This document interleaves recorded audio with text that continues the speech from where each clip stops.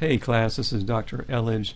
You've got your review coming up next week, week 4 I believe, and so I just wanted to highlight the syllabus and just be sure you're aware of the section on the review in the syllabus, and I don't want to go through it line by line just for the sake of time because it's pretty self-explanatory, but certainly read through this book review section well.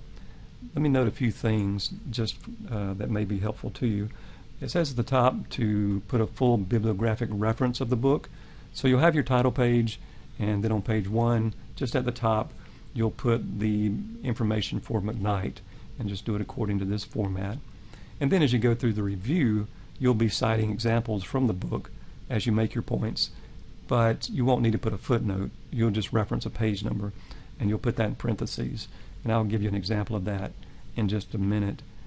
It says use quotes from the book sparingly. Normally you will be just summarizing ideas, but I did want to mention I'm fine with you quoting McKnight as needed if you feel like it will help clarify things for the reader. So I think that can be helpful for a review. You don't want to overdo it, but again, if you need to quote McKnight and that's going to contribute to your point, that's fine.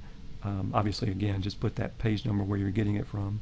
As far as the division of the review, you have the introduction, of course, where you put the main idea of the book forward, and you'll have the summary section. The summary section is fairly minimal, so the review certainly isn't a summary of the book. This would be, it says 1 to 2 pages, but you're shooting for 1.5 pages here, and I'm just looking for the main purpose for the book, the main idea of the book, and the main points that McKnight uses to support his argument. So kind of a big sweep of his argument, basically. But again, 1 to 1.5 pages is what you're shooting for, so that you have the remainder of your review to do the critical evaluation. This is the chunk, the main section of your review. So critical evaluation, what do I mean? Critical, not in the sense of being negative, of course, but using those critical thinking muscles.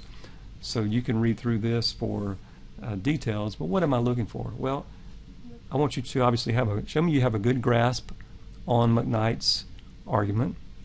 I want you to analyze it, give me a sense of what you think, what are the strengths of his argument, what are the weaknesses, where do you think he succeeds in making his argument, where do you think he fails to support his argument, what do you agree with and why, what do you disagree with. And so I'm just looking for that interaction with the book. And then of course you'll have a conclusion. This is just a brief paragraph where you give me your overall evaluation of the book based on your analysis.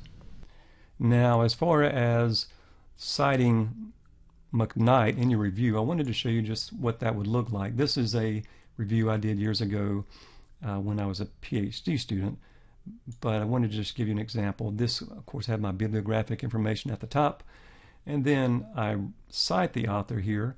So I say Tannehill argues da-da-da, and then I have a quote by him, and then after the statement I have open parentheses, page number, close parentheses, and then the period. So throughout your review you'll be doing this, whether it's a quote or a statement from the book, referencing an idea from the book, just in your statement and then your page number in parentheses.